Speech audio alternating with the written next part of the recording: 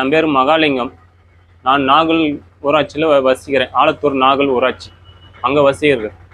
அதாவது பார்த்தீங்கன்னா அவங்க அமௌண்ட் வந்து நான் சேலரி வந்து எங்கள் வீட்டில் சேலரி போட்டாங்க. எனக்கு உடம்பு சரியில்லைன்னு நான் போயிட்டு அந்த சேலரி எடுக்கிறதுக்கு ஏடிஎம்முக்கு போனேன். ஏடிஎம்முக்கு போயிட்டு எடுக்கும்போது பார்த்தா காசு வரல. சரின்ட்டு பேங்க்குக்கு போய் செக் பண்ணேன். பேங்க்கில் செக் பண்ணும்போது உங்களது மைனஸில் இருக்குப்பா அப்படின்னாங்க.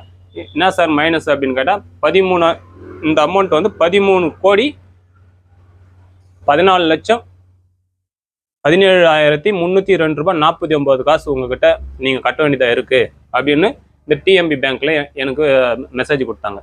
அப்படின்னும் போது என்னான்றது செக் பண்ணி மொபைலில் செக் பண்ணி பார்த்தா அதே மைனஸில் இருக்குது. அப்படின்ற பட்சத்தில் நான் எங்கள் வீட்டில் வந்து சேலரி என்ன ஆச்சு அப்படின்னு கேட்டதுக்கு எங்கள் மன உடச்சல் ஆகிட்டு மாறு வழியில் இப்போ வீட்டில் உக்காந்துட்டாங்க. என்ன அப்படின்னும் போது இந்த அமௌண்ட்டை காமிச்சோன்னே அவங்களுக்கு மாறு வழி வந்து வீட்டில் உக்காந்துட்டாங்க. என்ன பண்ணுறதுன்னு ஒன்றும் புரியல. அப்படின்ற பட்சத்தில் பார்த்தீங்கன்னா எனக்கு நான் என்ன பண்ணுறதுனே தெரியல அப்படின்றது பேங்க்கு கிட்ட போய் கேட்கும்போது நீ ஜிஎஸ்டி நீ கட்டி தான் ஆகணும் அப்படின்னு ஒரே ஒரு வார்த்தை முடிச்சுட்டாங்க. இல்லை சார், நான் ஏன் சார் ஜிஎஸ்டி கட்டணும்? எங்கள் வீட்டில் சேலரி வந்து ஒரு 7,000 சம்பாதிக்கிறாங்க. நான் ஒரு நாளைக்கு 500 ரூபாய் கூலிக்கு வேலை செய்கிறேன். அப்படின்ற பட்சத்தில் நான் ஏன் சார் இவ்வளோ கட்டணும் அப்படின்னா, இல்லை உன் அக்கௌண்ட்டில் நம்பரில் தான் இருக்குது. இந்த அக்கௌண்ட் வந்து இந்த பேங்க்கில் வந்து இந்த அக்கௌண்ட்டில் நீ மைனஸ் பண்ணியிருக்கிற காசு நீ அமௌண்ட் கட்டினா தான் நம்ம மைனஸ் அக்கௌண்ட்டை க்ளோஸ் பண்ணுவேன் அப்படின்னு என்கிட்ட சொல்லிட்டாங்க.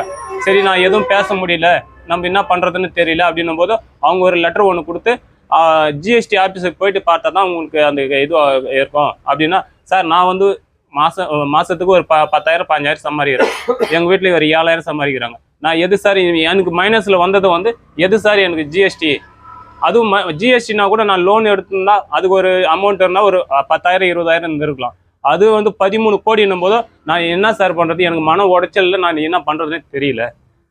இது வந்து எல்லாம் பார்க்குறவங்க இது கொஞ்சம் கேர்ஃபுல்லாக இருங்க.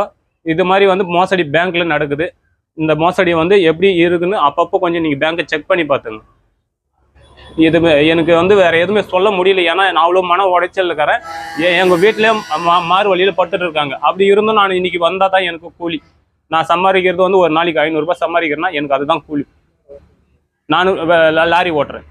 லாரி ஓட்டுறதுல ஒரு 500 ரூபாய் 700 ரூபாய் அப்படின்ற சம்பாதிப்பேன். அது எனக்கு தினமும் சம்பாதிச்சா தான் நான் வீட்டில் போய் சாப்பிட்றது. அப்படி சாப்பாட்டுக்கு ஒரு நாளைக்கு 100 ரூபாய் கொடுத்து அரிசி பருப்பு எல்லாம் வாங்கி ஒரு நாளைக்கு தான் சம்பாதிச்சு சாப்பிட்னு இருக்கேன். என் வீட்டில் எண்ணெய் இல்லை, பருப்பு இல்லை, இது இல்லைன்னா அது தினமும் தான் நான் இது சம்பாஷன் போனால் தான் எனக்கு சாப்பாடு. அப்படின்ற பட்சத்தில் நானும் வந்து இந்த 13 கோடி என்னும் போது எனக்கு மன உடைச்சல நான் என்ன பண்ணுறதுன்னு யாருக்கிட்ட பேசுறது யாருக்கிட்ட முறைகிறதுன்னு எனக்கு தெரியலைங்க.